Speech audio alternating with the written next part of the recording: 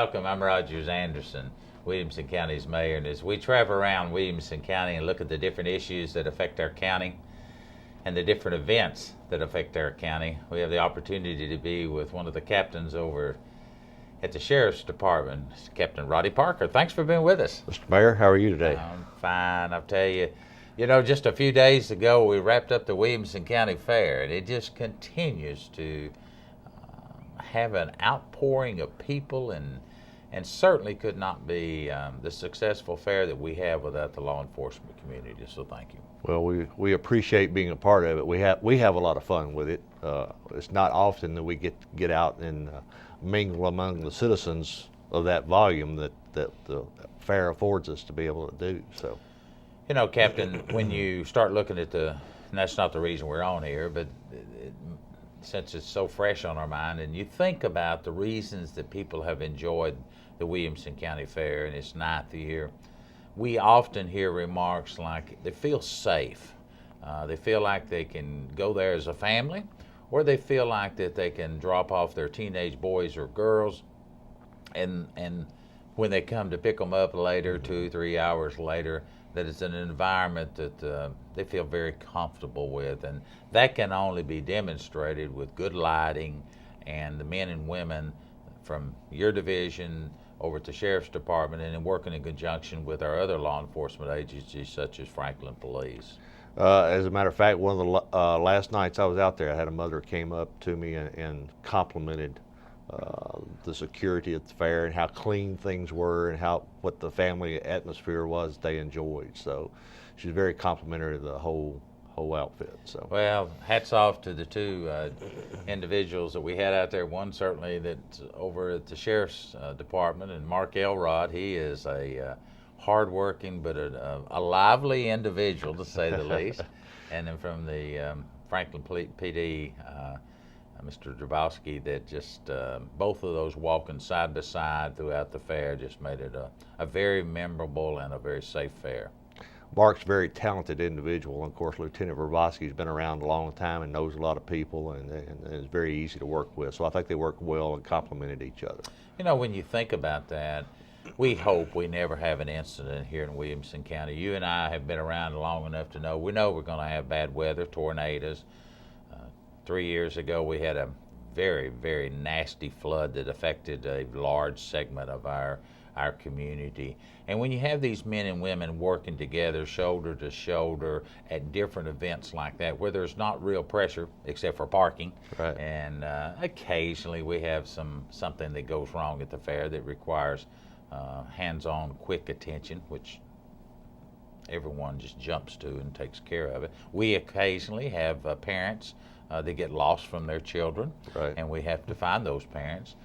But it's good for our community to be able and be engaged in activities before those real-life crises come along, so we know who's who, and the radios talk to each other, and et cetera. Right. It's a great opportunity for us to, as you said, be able to work together, get to know each other, get to know each other's capabilities, what our weaknesses are, what our strong points are, and so we can complement each other and work together. So, Roddy, I kind of failed to introduce you or give you the opportunity. Many of our residents that watch this show like to know who you are and where do you come from and how long have you lived in Williamson County. What do you exactly do over at the Sheriff's Department? So take a few moments out and just tell us a little bit about Captain Roddy Parker. Well, August 1st of this year marked my 35th anniversary with the Sheriff's Office. I started as a dispatcher in 1978 under Sheriff Fleming, actually Sheriff Ophelia Williams. I was going to say. Yeah, she'd get mad at me if I left her out. And I just progressed through the ranks, and I've always enjoyed what I've done. I always enjoyed working with the people in Williamson County, and that's my home. So, how'd you get here? From Williamson County, born, raised here, moved here? No, actually, I'm a native of Birmingham, Alabama. Roll Tide. Now, I was afraid that you were going to say that. Yeah. Well, my dad worked for what was then L&N Railroad and was transferred to the Nashville area when I was small, and we lived in Nashville for 5 or 6 years, then moved out to the Arrington community. My folks still live out there. So, well, it goes without saying, to put that many years into one profession, I'm sure, number one, you had darker hair some 30 some odd years ago. That's true. And like myself. And two is it has its ups and downs, its goods and bads, but overall you're committed to it, and we thank you for your many years of Well, service. I appreciate it. There's never been a day where I've dreaded going to work. So And not that's important. not everybody can say that. I would join right in with you. There's days that are a little harder than others. That's right. Speaking of that and the workload that you've got, one of the areas of responsibility you're charged with there's lots of them you are, and one's not more important than the other, but we got a little concentration of real strong effort to find some crossing guards in the Williamson County area that we need some help in with some folks out there at different schools. Yes, we're still recruiting school crossing guards even after school started here. Unfortunately, we've got some positions open. Traditionally, that's been a hard position to fill because of the hours. They work a couple hours in the morning and a couple hours in the afternoon, and that doesn't fit with everyone's schedule. So you have to stand out in the weather if it's cold or if it's hot or if it's raining, or certainly the traffic itself can be a challenge at times. So it's a job that's not for everyone. But it's a job very well needed for the yes. protection of our children and for the protection of our citizens as they're getting in and out of the school zones. Well, the school crossing guard's first responsibility is to make sure the children get on and off the school property safely, crossing the streets. Their next area of responsibility is, if they can, to make sure the buses get in and out on a timely manner to keep their schedules, and of course try to help with the flow of the traffic. And in some places that's possible, and some places we just kind of don't get involved in that because of the sheer volume. When you think about all the activities that go around our school just recently, in fact this year in 2013, the sheriff and yourself and many others have been involved in putting school resource officers in all of our schools here in Williamson County and of the Franklin Special School District. That was an effort that came out of some very hard issues up in the northeast area where an individual kind of went rampant in a school, and Williamson County stepped up to the plate early on to the efforts of the police chief and Sheriff Long. Our county commission did the funding for putting those officers in each of our schools to make people feel safer, that their children are there. Right, wrong, a lot of controversy on that. But at the end of the day, most everyone got together to sing off the same songbook and said, these are things we need to do. But it's not all about just SROs. It's the whole security of that school area. Correct. The school resource officers' first area of responsibility, of course, is safety and security of the students and the staff. So that's their main function. They do teach in some areas as time allows, but their main function is to be there for the students, and they also act as a counselor. And for many students, that's the first contact that they'll ever have with a police officer or a law enforcement officer. So we want that contact to be a positive nature, where they know that officer by the first name and be comfortable in coming to him if they're aware of a problem or if they have a problem. We failed to touch on if someone did or has an interest in becoming a crossing guard at one of our many schools. And we have approximately 45 schools. Not all the schools have crossing guards, of course. Right. And the same could be said for our SROs. If there's interest in the community, would you mind sharing a phone number or a website that we can also, the boys in the studio here will put that crawl or put a number up, but Okay. would you relay that for us so we can make contact? Yes, if anyone's interested in being a crossing guard, they can call 615-790-5558 and ask for Teresa, and she can give them any information that they need pertaining to a crossing guard position. It's also on our website. Go to the Williamson County Government website and look under the Sheriff's Office tab under Departments, and they can find that information. Many people may not realize there are some requirements. You have to be a certain age, of course, Right. but we're not asking you to just go and stand out there in a pair of blue jeans either. We're going to dress you up and play the part. We'll have you a nice uniform with a raincoat and all the equipment that you need. And we do pay. And we do pay $14 an hour. There's no benefits to the job except for helping your community and keeping kids safe. Shifting gears a little bit, just recently, in fact, in the next few days, Sheriff's Department is getting another piece of equipment. Yes. It's coming from just north of Williamson County, and it's got a wonderful price tag on it. But tell us a little bit about that and how you see that integrating in the other pieces of equipment that we have been able to put together over the last several years. Well, as most people know or may not know, Williamson County Sheriff's Office has a SWAT team. It's not a full-time team, but it is made up of full-time officers, and they train twice a month. And the budget for the SWAT team is zero. So we've had to be quite innovative in equipping and training these guys, and I think that we've done a really good job with that. Again, Sergeant Mark Elrod, team leader, a very talented individual, and he's kind of our radar. If we need something, he can come up with it. So we've over the years we've been able to collect several pieces of used equipment from the military surplus. And Tuesday we'll take delivery of an armored personnel carrier. It's a $650,000 piece of equipment, which you'll be pleased to know we get for free. So all we need to do is just maintain it and keep it up, and if we ever finish with that piece of equipment, we turn it back to the military. So it's a great deal for Williamson County. It's a piece of equipment that we need to be ready for a situation should it arise. It's kind of like car insurance. You hate to have it, you don't want to pay for it, but you got to have it if you need it. So, you know, Captain, over the last several years, and I really probably could go back to the flood of May of 2010. I think that's when it was, right. 3 years Yes. ago.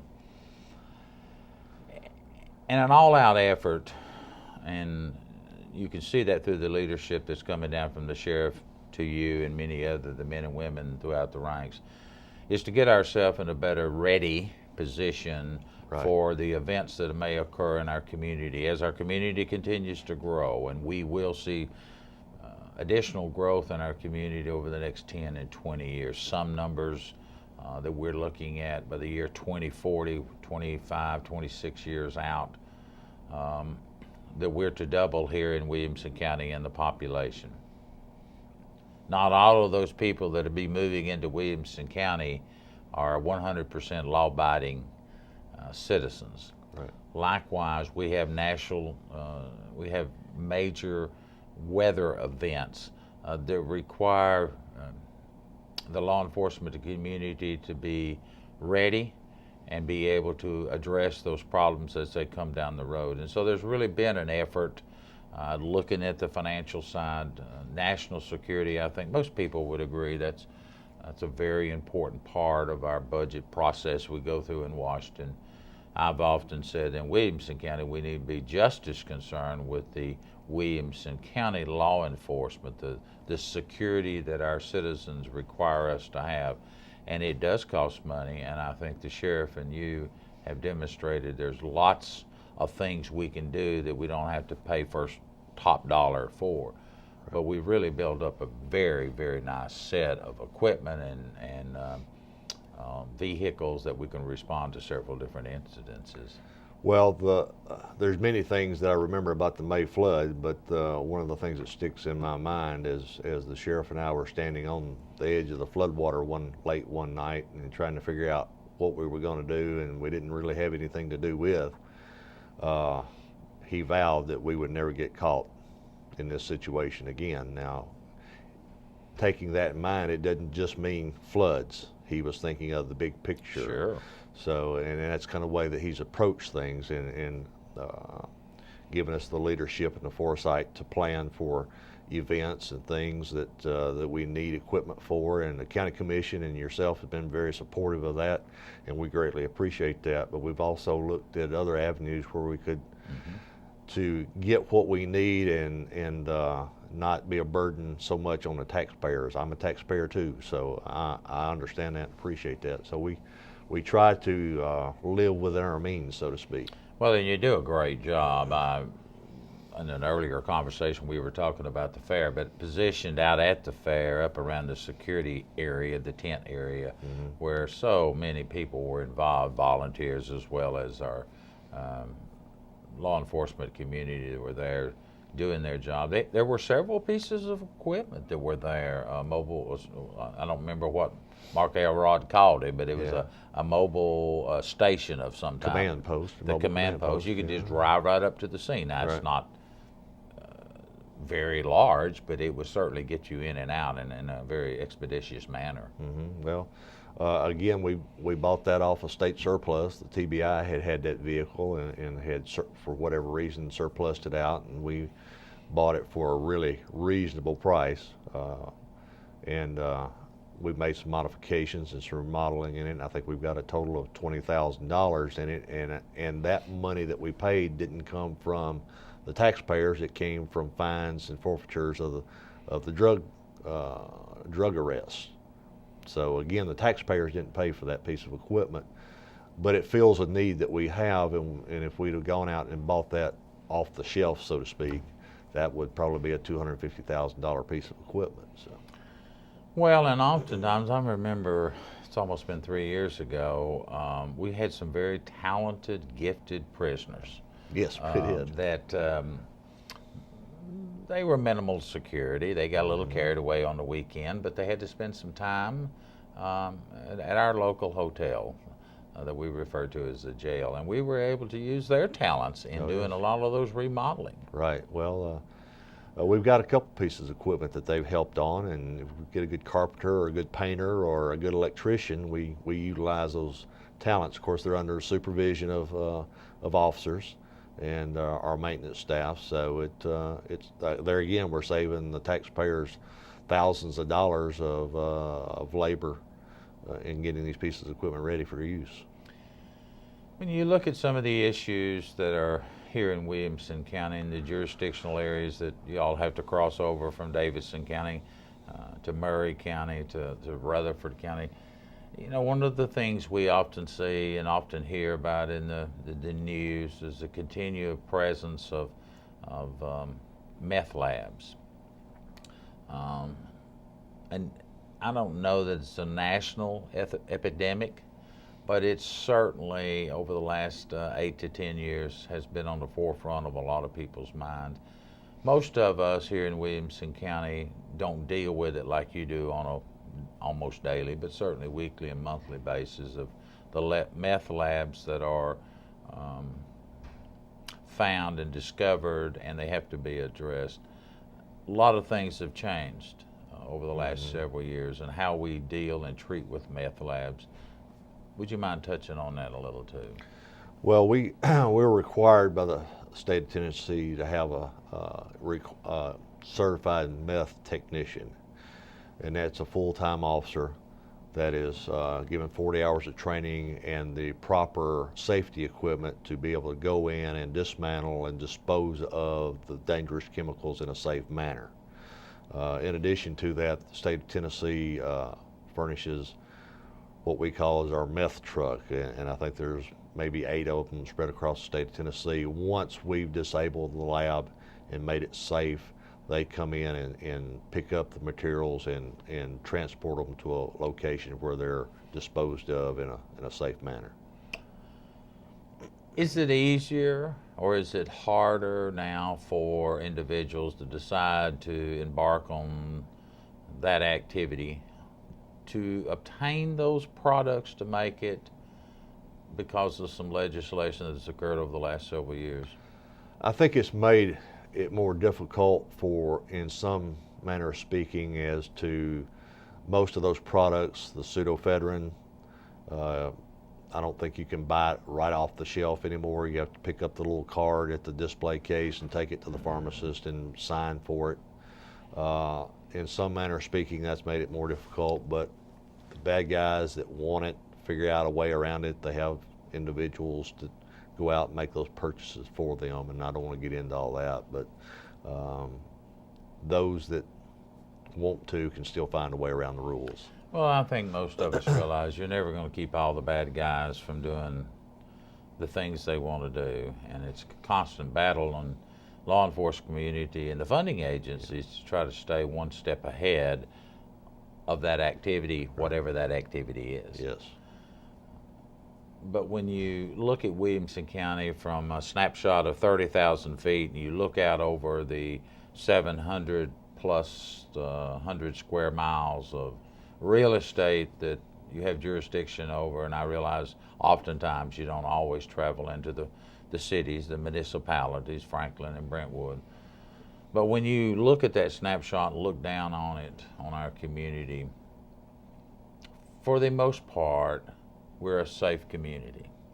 Williamson County is still a very safe place to live. All you have to do is turn the TV on in the morning as you're getting ready to go to work and see about the latest shootings they've had in the county north to us and some of the surrounding counties. And I know in counties south of us it has a gang problem. I don't know if a bad was accurate description, but it has gang issues. Williamson County so far has not had those issues. Do we have a problem from now and again? Yes. Any community is going to have when you have 200,000 plus people and another 100,000 coming through every day. We're going to have issues from time to time. That's just the odds are against us. But Williamson County is still a safe place to live, and that's a joint effort. It's not just law enforcement. It's the court system. It's the district attorneys. It's the county commission making sure that we have what we need to do our jobs. It's a combined effort of everybody making sure this is a great place to live, and so far we've been able to maintain that. Well, there's no question about that, and I think there's a tip of the hat you have to give with oftentimes you're certainly not taking credit for it, and the sheriff isn't either, but as you're working relationships with the other cities, being able to engage, and it's never 100% perfect. It's kind of like I've always said, a family reunion. In my family, and I may be the one, we all get together, but there's oftentimes some issues at the family reunion, but we're family. That's right. And it's okay for us to kind of disagree internally, but the outside world, don't be picking on the Anderson family here. And that's kind of that way with the law enforcement community, with the police chiefs in their different jurisdictional areas. It's perceived to me that the sheriff and the police chiefs, the captains, and the people that have to work together to get things done do communicate and work things out. Sheriff Long has made a real concentrated effort to be available and talk with issues with the police chiefs, and has built a really good relationship with those, and that's certainly important. But going back to the fair and the line officers working with each other, that's where the rubber meets the road. Yes. and that's where things really need to come together, and they do. When something happens, be it a violent criminal event or the flood or tornadoes or whatever, the line officers, the ones you count on to get the job done, they're going to pull together and get it done. Let's shift a little bit in the time that we've got remaining. I think it was October of 2012, maybe somewhere in that period of time, we opened up a new stretch of the highway called 840. Yes. It opened up basically from the I-65 corridor that you would take from Nashville area down to Alabama, all the way over to the I-40 at the Fairview.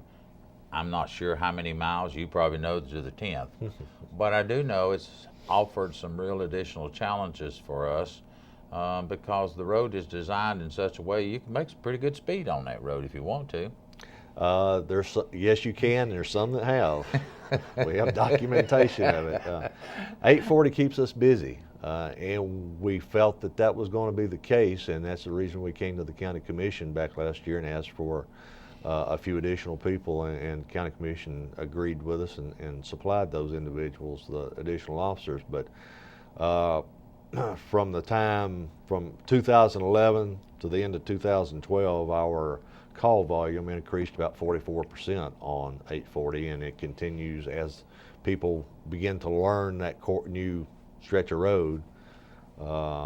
Traffic picks up and our call volume continues to climb on that, so it keeps us pretty busy. And people may not realize, oftentimes, and I don't know what percentage, but since 840 is predominantly in the unincorporated part of our county. From the time you enter that over around the Rutherford County line, if that's the way you're coming in from Murfreesboro side, you travel all the way back over to the Fairview side, that's serviced by the folks such as yourself, the law enforcement community, that's outside city jurisdiction. Right. And that's difficult. Oh, well, just another thing that we have to worry about, if you will. I think there's, if I remember right, there's 37 miles of 840 in Williamson County. And as you said, all in unincorporated areas. Unfortunately, we can't always depend on the highway patrol to help us out because they are short-staffed as well.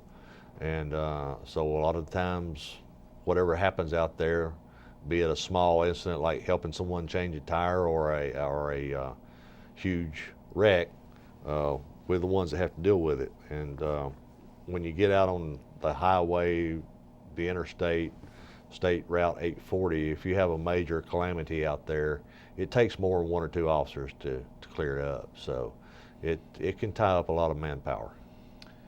Well, when you think about the growth of Williamson County, it's a 45% growth over a 10-year window from 2000 to 2010. Certainly no end in sight. Lots of issues about roads and getting from point A to point B. Lots of new people coming to our community. Right. How do we deal with all that? And we got about a minute left. How do we deal with all those things in the future? You know, that's the $64,000 question. I don't know. A lot of our infrastructure is still geared to the traffic volume of 20 or 30 years ago, unfortunately. And of course, as you said, the population has grown. We have a lot of people that come through Williamson County getting to Nashville or Cool Springs. And it's just going to take time and patience and, unfortunately, a lot of tax dollars, Mr. Mayor. I was kind of hoping you'd leave off that last remark. What have I overlooked that you'd like to say and to the community this morning? I guess the thing that the Sheriff Long wants to convey to the community that we are a public service agency. So we are here to help. We're not just law enforcement. So if there's something that we can do to make life easier for the residents of Williamson County, just give us a call. We'll see what we can do to either help or get you started in the right direction. Roddy Parker's been with us this morning. He lives here, and he's one of the best. Thank you for being with us.